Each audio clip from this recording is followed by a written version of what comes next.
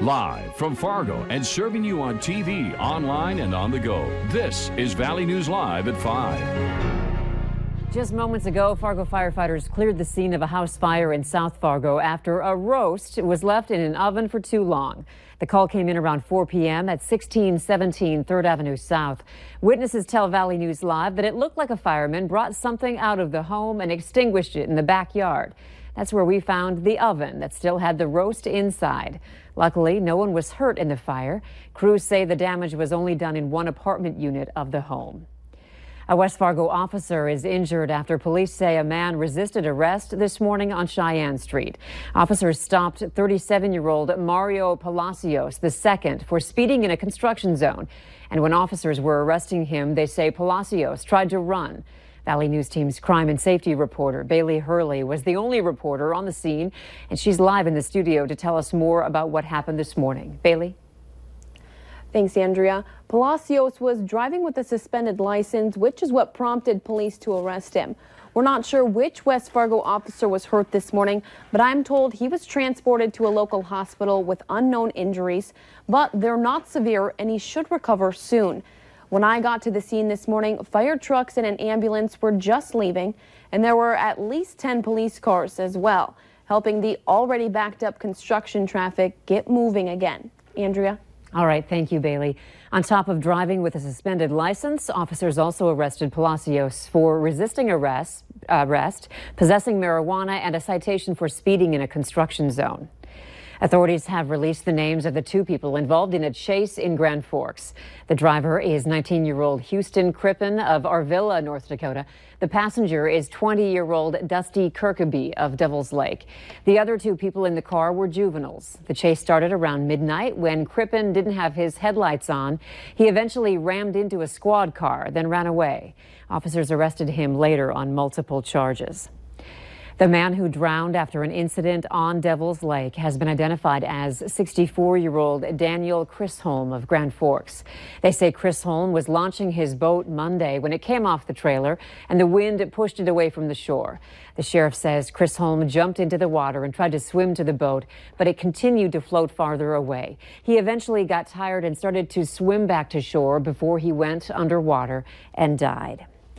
It is a good day to find a pool or a lake. The 90s are taking over. Justin, make sure you've got some shade and water if you're headed outside, right? Yeah, that sounds good. Thank you, Andrea. Good evening, everybody. Yeah, we were seeing a lot of sunshine. It is hot out there for today, and we have some smoke getting into our viewing area from a fire in northwestern Canada. An air quality alert for our Minnesota counties from Clay and Becker County points off to the north. This is for smoke that could last overnight through the mid-morning hours tomorrow. We're seeing visibilities 8 to 10 miles across the region. Where the smoke is the thickest across southern Canada, they've seen visibilities 4 to 8 miles. Temperatures into the mid-80s to lower 90s with mostly sunny skies out there. We're going to see temperatures fall back through the 80s into the 70s with mostly clear skies through this evening. We'll tell you what to expect as we go through the weekend if the heat will continue. That's coming up later in the newscast. Now, let's check in with Hutch Johnson, who's at the Cashwise Backyard Barbecue.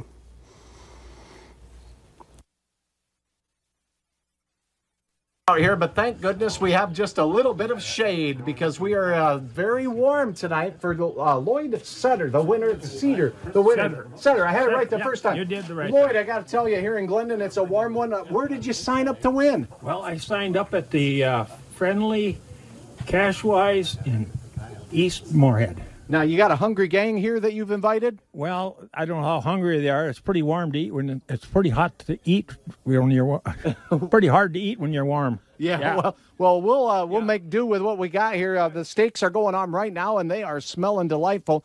Here in a little bit, we'll talk with our Cashwise guys to see because you guys have some pretty busy festivities this week in Glendon. Yes, we do. We have, and you're going to give us a good day on Saturday for our Glendon Days. Yeah, just bring shade. Bring your own shade required. All right, we'll check it back into the studio for now. But from Glendon, meteorologist Hutch Johnson tossing it back to you. Okay, thanks, Hutch, so much. A Moorhead man was sentenced to serve 2.5 years in prison today after he rubbed hot sauce in his 2-month-old daughter's eyes. 32-year-old Sean Michael Foltz has been convicted of third-degree assaults of a victim under 4. Back in May of last year, police were called to Essentia Health in Fargo for a suspected child abuse case. At that time, Foltz told police he had been doing things to the baby for a couple months, like putting hot sauce and cayenne pepper in her mouth, eyes, and nose. Foltz will get credit for already serving 429 days. A woman accused of drowning her baby in West Fargo has entered a plea of not guilty. 36-year-old Ginny Lubitz is facing felony charges of murder and attempted murder in connection with the baby's death. Court documents reveal that Lubitz gave birth on May 5th of this year, locked in the bathroom at a friend's apartment. One of the women there found the newborn in the bathtub, face down in about an inch of pink water. The baby's autopsy showed levels of amphetamine and methamphetamine in his system. The cause of death was ruled to be drowning. Lubitz's next court appearance is set for October 10th. Firefighters were busy this morning in Fargo after responding to a call at the Case Holland plant. A call came in about an incinerator that was on fire. The building was evacuated. The sprinklers inside the building were able to put out the flames before they got out of control. 3 people were taken to a hospital after a boat explosion sent everyone on board into the water. The explosion happened yesterday on Big Turtle Lake in Minnesota's Itasca County. 2 adults and 2 children were on board. Bystanders pulled the victims from the water to shore for treatment. They're being treated for first or second-degree burns. In tonight's schemes and ripoffs, the Cass County Sheriff's Office is warning you about a caller who is posing as a sheriff's deputy, saying that you need to pay up. Authorities say the scammer will say that you missed jury duty and you need to pay so the offense doesn't go on your record. The caller identifies themselves as a Cass County lieutenant. They will also urge you to meet them at the law enforcement center at night to give them payment. The calls are originating from the number on your screen. If you think you've received one of these calls, hang up and don't meet with the caller. 3 drivers who use Cheyenne Street at I-94 in West Fargo will want to know about a change that's happening Thursday at the construction site. Starting at 8 o'clock that night until 6 a.m. Friday morning, Cheyenne Street will be closed to all traffic underneath the I-94 bridge. Crews will be bringing in the 95-foot concrete bridge beams for that area. By the time you hit morning rush hour on Friday, both directions of Cheyenne Street will be open, and the traffic patterns will be back to what they were before the closure. Minnesota's first case of measles has been confirmed in a child from Hennepin County. The Minnesota Department of Health says the 5-year-old child became sick earlier in the month after returning from an international trip where measles is common. It's the first case of measles in the state this year. The child was not vaccinated against measles and was previously hospitalized. Health officials say last year Minnesota saw its largest measles outbreak since 1991, with 75 cases between April and August of 2017. With school starting soon, health officials say it's important to make sure that you have some healthy snacks and meals on hand, especially with busy schedules. They say oatmeal is always a go-to favorite, but instead of buying the packs, you can make instant oats at home, allowing your kids to create their favorites.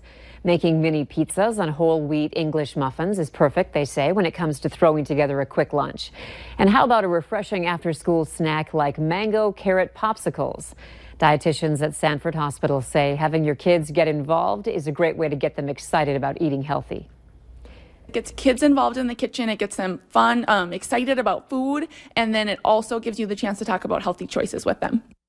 For full recipes and ingredients, head to our website and click on this story. A group of young boys from Fargo is now 1 win away from qualifying for the 2018 Little League World Series. The team came away with a 6-0 win over the squad from Coon Rapids, Minnesota, and that means they will move on to the finals of the Midwest Regional Qualifier Wednesday. The club will now face either Kansas, Iowa, or Minnesota, who are battling it out on the losers' side of the bracket.